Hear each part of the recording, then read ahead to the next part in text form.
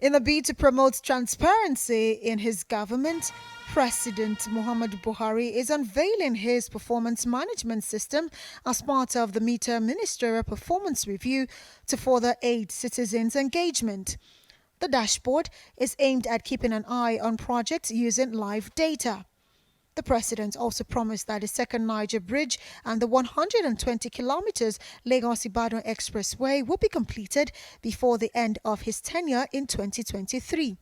In our continuing drive to ensure accountability, we have incorporated a performance management framework into the functions of the Central Delivery Coordination Unit for ease of tracking of the ministerial deliverables along the lines of the 9 priority areas of this administration.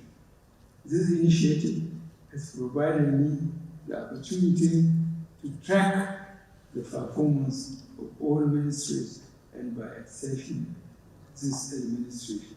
Today, it gives me great pleasure to unveil the performance management system and dashboard to track projects in real time with live data and early warning system to proactively resolve bottlenecks. The Presidential Infrastructure Development Fund projects are also advancing remarkably. These include the 11.9 kilometer second Niger Bridge, 120 kilometer Lagos-Ibadan Expressway, 375 kilometers Abuja, Kaduna, Zaria, Kano Expressway, and the East-West Road. Most of these projects are expected to be completed within the second term of our administration. The federal government has rated its performance really high. The ministerial retreat is to assess the performances of ministers, permanent secretaries, and other top government officials as the Buhari administration coasts home towards the end of its second and final term. Key focus of this midterm ministerial retreat is to review the status of progress towards the delivery of 9 priority areas. This is intended to harness our collective contributions towards generating practicable solutions that will guarantee the level of impact we can be proud of by the end of our tenure. The retreat also aims to deepen collaboration and enhance cohesion among cabinet members for efficient and effective service delivery. And as the Nigerian economy continues to gain strides after exiting another recession due to the COVID-19 pandemic, a progress report on the economic sustainability plan suggests that the country will need 2.3 trillion naira for sustainability. At the end of 2019, our economy was looking very good indeed. We had had 4 quarters of consecutive GDP growth, and all the fundamentals, the macroeconomic fundamentals looked excellent. And we were well on our way to much faster growth. Then COVID-19 struck. The objectives of the plan are set out there. First, improved healthcare and lowering the COVID-19 caseload. The second was restoring growth. The third, job creation and safeguarding existing jobs. The fourth, increased local production, and part of that was what we call the guaranteed offtake scheme, CBN's own interventions. Some of the fiscal measures have been taken to safeguard all revenues, mobilize and preserve non-oil revenues, and rationalize government expenditure. These were steps taken essentially by the Ministry of Finance.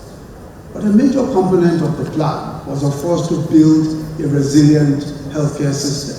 And this remains a critical objective as the pandemic, of course, is still raging. And as for the exchange rate, I think we need to move our rates to a more reflective market, as reflective of market as possible. This, in my own respectful view, is the only way to improve supply. We can't get new dollars into the system where the exchange rate is artificially low. An expert here says the AFTA agreement, when implemented, will help in Nigeria's economic recovery and boost all the gains so far. The recovery will depend on two critical issues: access to vaccines and tackling debt issues. Africa should not be begging for vaccines. Africa should be producing vaccines. The African Development Bank will invest $3 billion in support of local pharmaceutical industries in Africa, including in Nigeria.